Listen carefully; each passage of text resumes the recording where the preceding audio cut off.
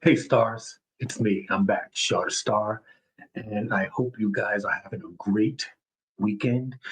And I hope you guys are getting ready for Christmas, which is in a few days. Um, I'm not gonna waste too much of your time. I'm gonna jump right into this. Now, I'm sure that plenty of us know and are aware that thousands of delivery drivers who work for Amazon third-party contractors are now on strike. The workers are striking after Amazon repeated refusal to follow the law and bargain with the thousands of Amazon workers who organize with the Teamsters. So, those that are not familiar with the Teamsters, the unions, which a lot of jobs don't have unions now, but those that still do, there's a layer of protection that most of us don't have any longer. Um, but again, I thought it was ingenious to start the strike, what, 5 days or so before Christmas. Mm, Even though Amazon is stating that it's not going to affect their delivery, and I don't understand how thousands of drivers are on strike, but yet you're stating it's not going to be a problem as far as deliveries for Christmas in a couple of days. So I don't know. So we're going to see how long this thing lasts, and we'll figure it out. Now we're going to move on to Real Housewives of Potomac. I don't know how many of you guys that actually watch Housewives of Potomac, but if you do, then you're familiar with Karen Huger and her husband Ray. Well, Karen has been arrested. This is the second time she's been arrested for DUI. She states she doesn't have a problem, okay, but she's the grand dame of Maryland, Potomac, Maryland. That's where the show is, settled around, Potomac, Maryland. So, um, Karen Huger, 61, on Wednesday was found guilty of DUI, negligence driving, failure to control speed to avoid a collision, and failure to notify of a change in address. But was acquitted on reckless driving. Now, how do you have a DUI crash into a tree and yet be acquitted of reckless driving? I think if you're under the influence, makes it reckless from the gate. Am I correct? Anywho, um, so her sentencing date, her hearing is set for January 29th. Now, I don't really know what to say about Karen except um, she's the grand dame. She's the oldest of the crew in this particular housewife show. Looks good. Um, she has been blaming everything that's happened over the pandemic. I believe she lost her parents, her mom and her dad. They were elderly, of course, because she's 61. So I'm just stating. Um, and she blames everything. Anytime something doesn't go her way, she blames it on people not being sympathetic of her losing her parents, or her daughter going away to college and leaving her alone, or having issues with her husband Ray, who she at first would call him the Black Bill Gates. Now, Bill Gates had a lot of money. And for you to imply that your husband is the Black Bill Gates would make you think he had as much money, if not more, right? Not the fact. I don't know where.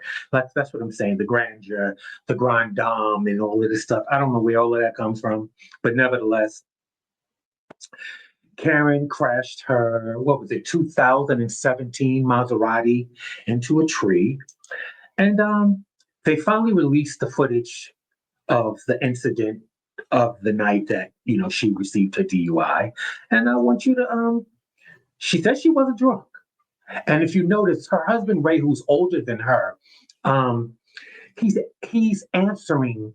It's like he's prepared for this, like because it's happened to her before, maybe, but he's answering all the questions for her instead of her answering it to the police. She's answering, and he's trying to put words in her mouth, tell her what to say, but she again is not drunk, as she said. So let's see. I want you be the judge. Okay, here we go. No, you cannot. You ready? Oh, I don't quite know again. Oh. Well, nevertheless, since the temperature have changed, I don't know what it is, but my internet has started to really act up, and I don't know why. For the prices that we pay, I don't understand. But I'm going to try this one more time because I really want you to be the judge of if she really thinks that she's not drunk. Like she really is like I wasn't inebriated. So okay,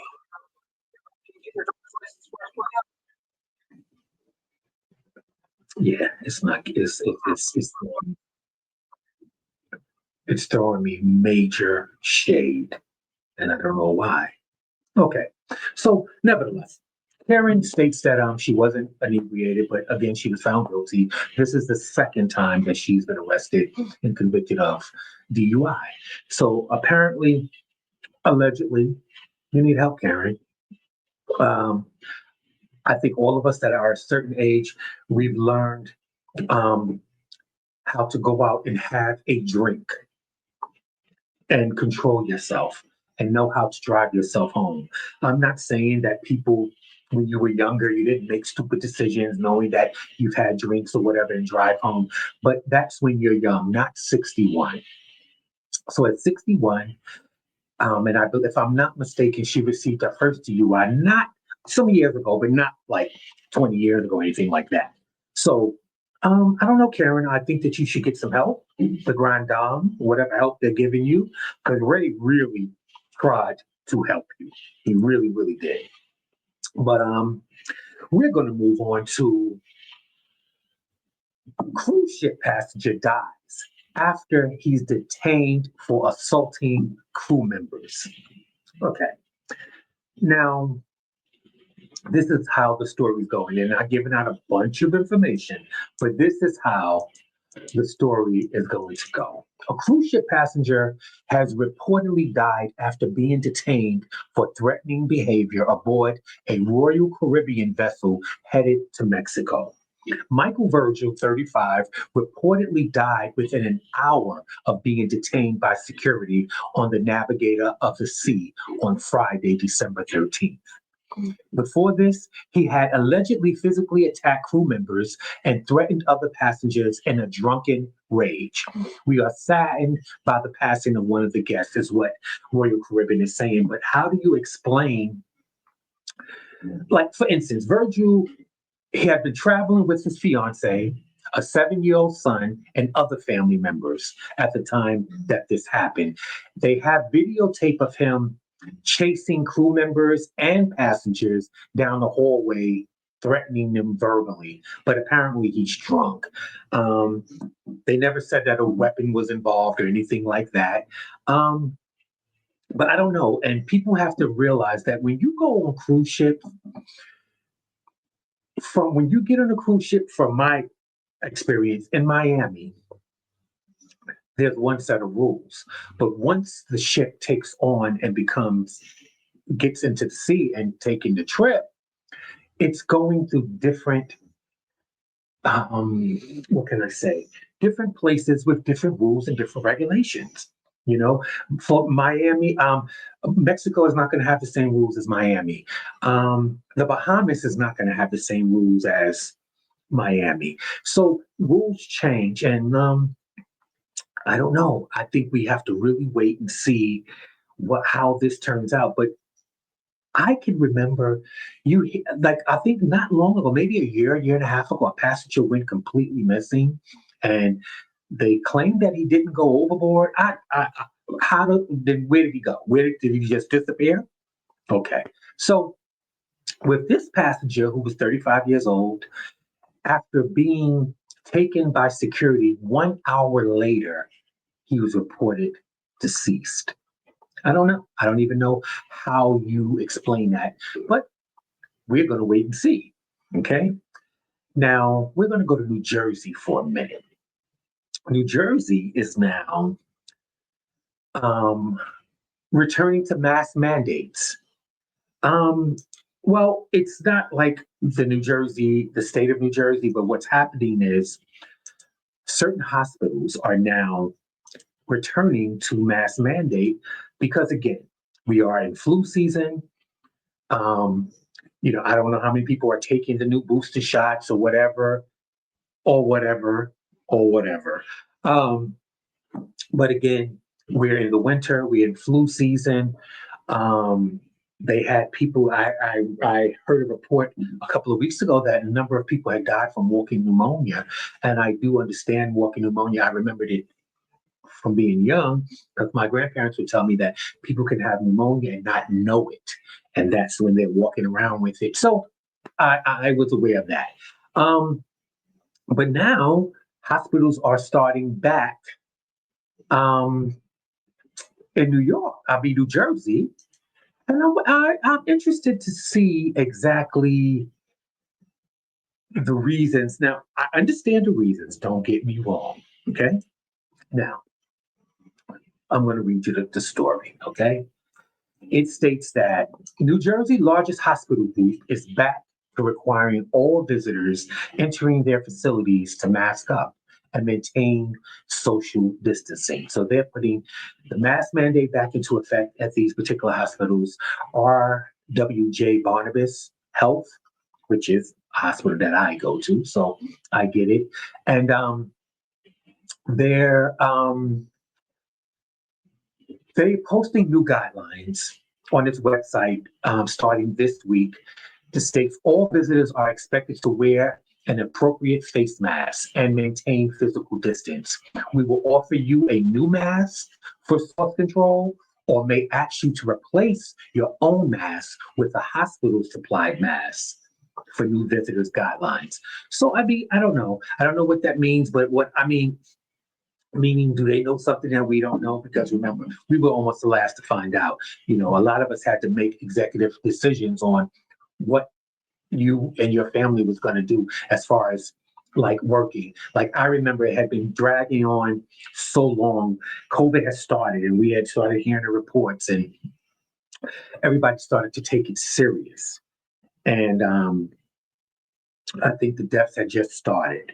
And I remember at my position, at my job, I waited. I gave them time. And they once they started announcing that they wanted everybody to get their laptops because we were working from home for we thought a week or two or maybe a month, which ended up being years.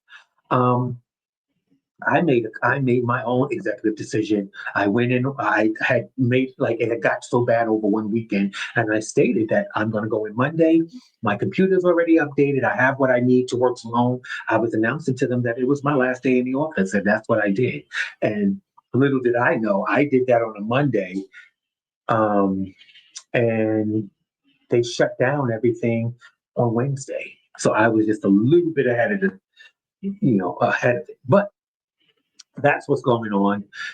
New Jersey is being responsible for their patients, and I think that other hospitals should, take heed. I think that we'll see. I haven't heard much of anything. They're pretty much treating COVID like the common cold. Um, so listen, I don't know. But now we're going to go to some Walmart news. Now, Walmart in some stores have started the employees to now wear body cameras. It's part of a pilot program that they're putting out. Now, they're saying that it's not specifically geared towards security measures, but they're always looking for a new innovative technology to use across the retail industry. And I understand that.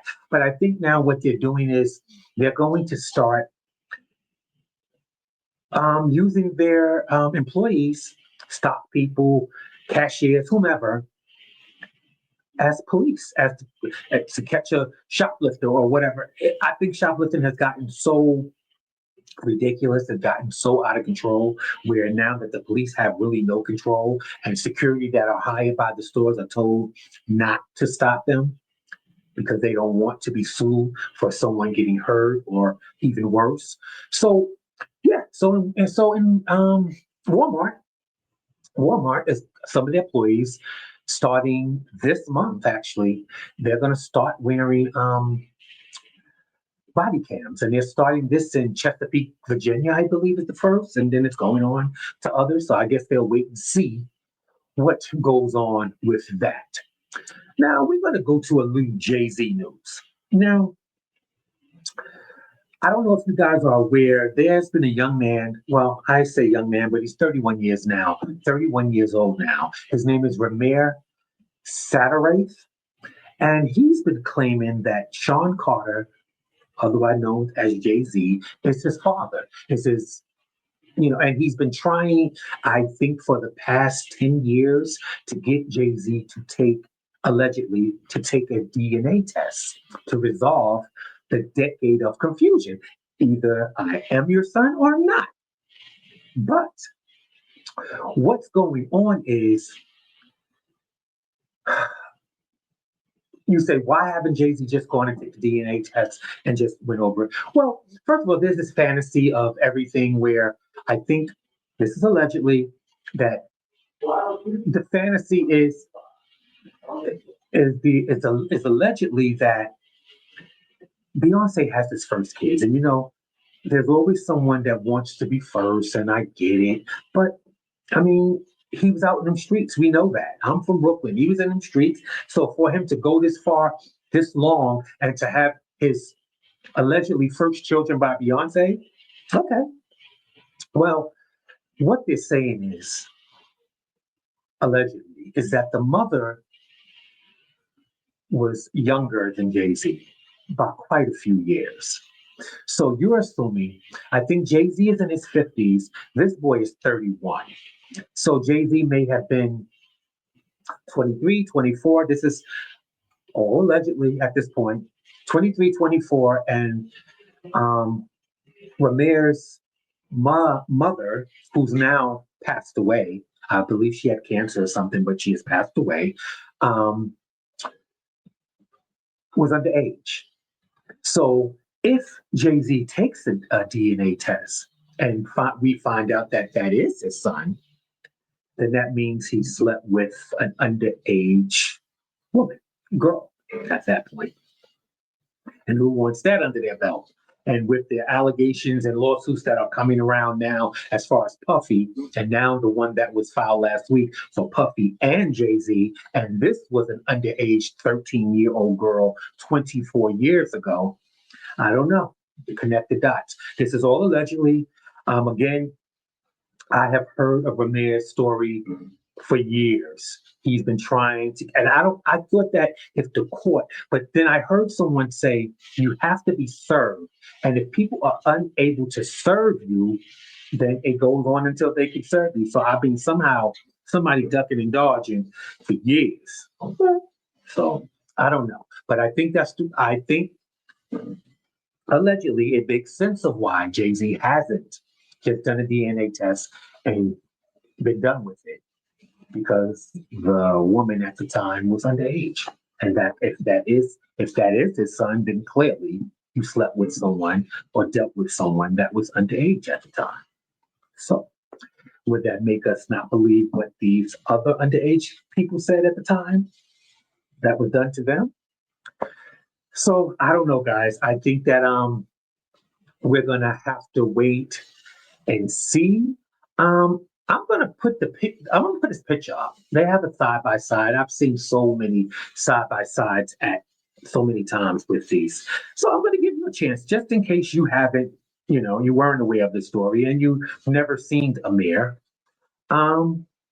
This is what we're going to do. Here's Amir side by side to Jay-Z. He has on the hat in this particular picture, but really, he does look like he could be his son. But that doesn't mean anything. That doesn't mean anything. I just want to let you guys know. Listen, we're going to stick to New York.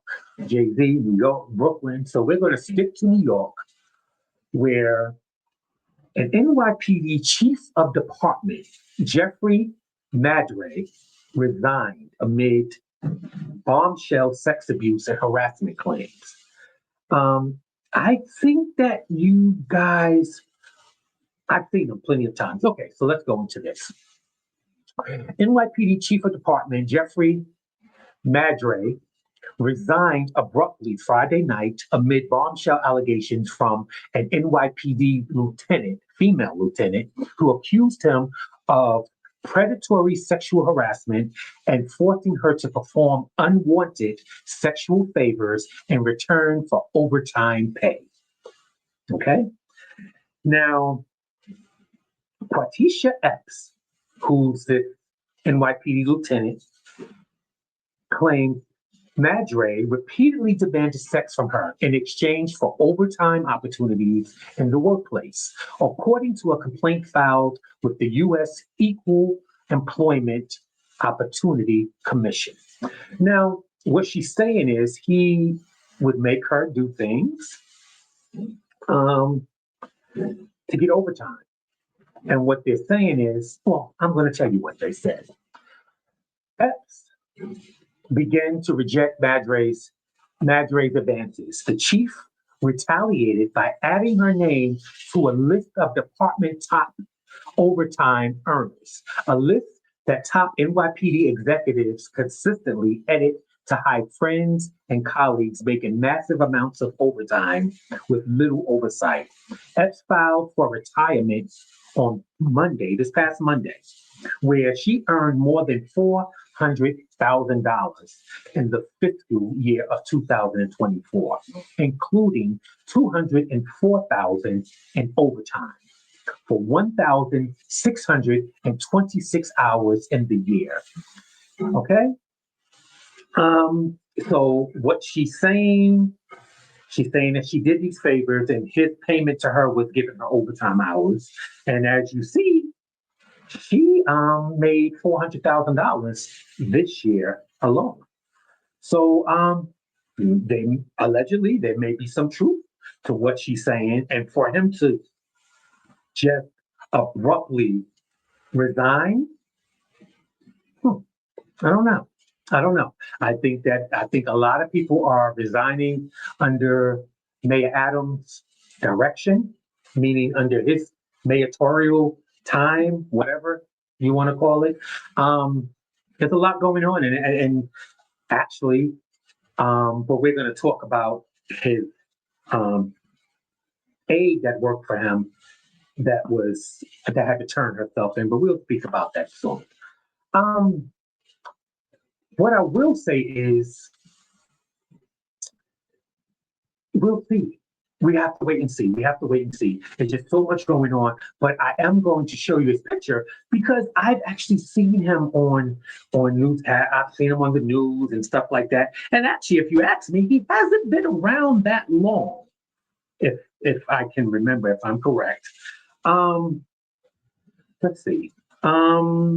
Yeah, this is his picture, and I'm sure you're gonna be like, oh, him. Yeah, he's always around. The New York NYPD Chief of Department, Jeffrey Madre.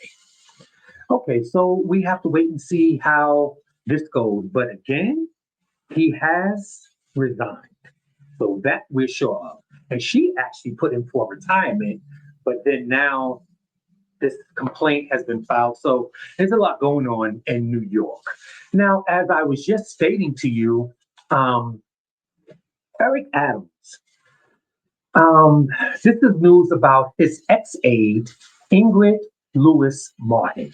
She now faces charges for corruption, bribery, those type of things. And what they're stating is, she pushed ahead, apparently two businessmen, two hotelers, meaning two people that own hotels and build hotels in New York. Apparently, she somehow, allegedly, pushed their paperwork forward, ahead. And for doing that, her son received $100,000 to purchase a Porsche. Now, they stated that it was a loan, that apparently a loan was given, but why, listen, they're saying that she pushed the permits for these new hotels, she pushed them through, and in return, her son got $100,000 for a new Porsche. Now, she states that she has nothing to do with it, and that, I always used to see her in the I used to always see her in the mayor's conferences and things like that. And she was always just making sure she's standing like side by side. And she wanted you to know that, she's in charge. Um, I don't quite know what she did. They stated that she was, now, when I did a little research on her, right, I found out that, give me one second. I found out that, what did they say she was? They stated, give me one second, guys. Okay. They say Ingrid P. Lewis Martin is an American chaplain and political advisor.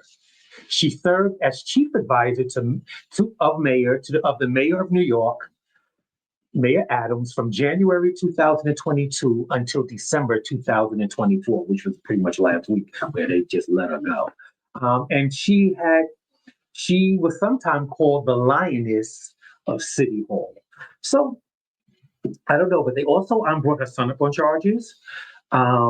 So we're gonna have to wait and pretty much see how this one goes, and let's see what comes out of it, because it seems like they're trying to get Mayor Adams out of office by any means necessary. Okay, now we're gonna go to this story in New Jersey. Okay, now I need to explain this to you.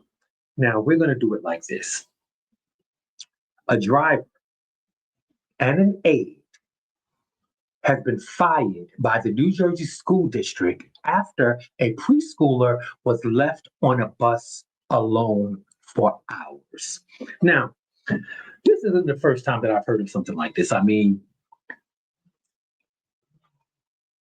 if I'm not mistaken, a few years ago, I remember the bus, like, how they drop off all the kids, and then they're supposed to search the bus, go through the bus. And apparently sometimes they do and sometimes they don't. But I do remember hearing a story where a little boy was left on the bus. The bus had been returned back to where they parked the buses overnight. And the little boy was still in the bus, asleep. So apparently someone isn't doing their job. Okay, so authorities are investigating how a 4-year-old girl was left alone for hours on an Egg Harbor Township school bus earlier this week. The bus driver and bus aide who were involved are no longer employed in the district, according to a statement issued Thursday by the Egg Harbor Township School District Superintendent. Now, this is how the story goes. The child's father, Miguel Lugo, told authorities that he put his daughter on the school bus at 9:15 a.m. on Tuesday to go to the Bargaintown preschool in Bargaintown, according to a township police report. Lugo's wife,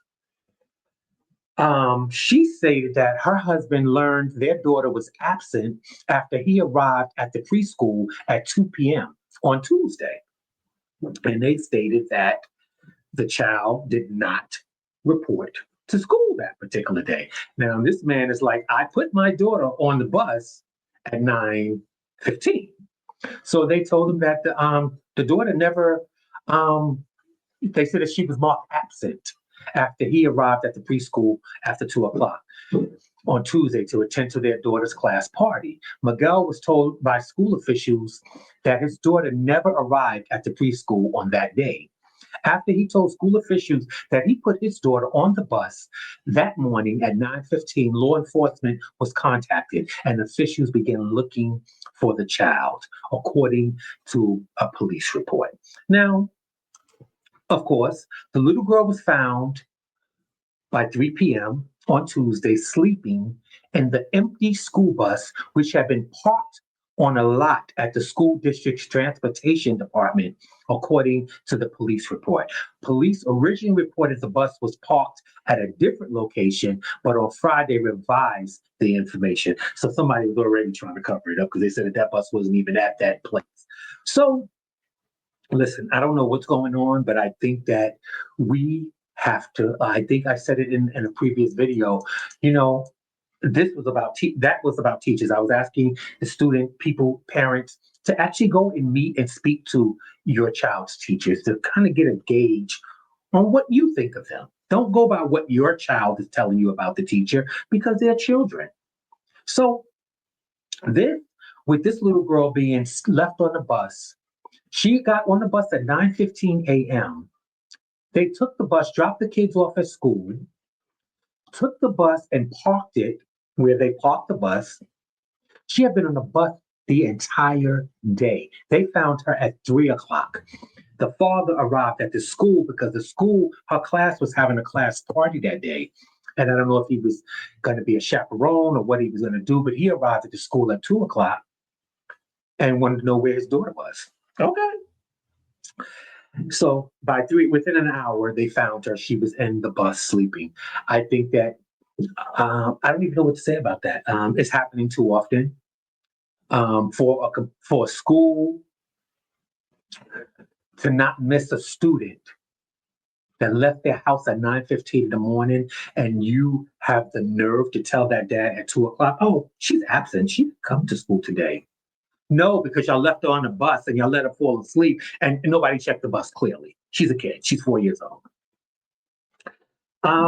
I don't know, but I think that they've been fired, but some types of fines and things like that need to happen because when you put things into place, less things like this will happen. If people had a penalty to pay, less things would happen in this manner. But because they're just fired, but I think the bus company should pay a huge penalty. And they need to check out these bus drivers or these aides that are on the bus, because what's the sense of having a bus driver and an aide on a bus if the kids are still going to be left on the bus unattended? What's the sense? Well, I don't know. I know that Christmas is coming up and time is winding up.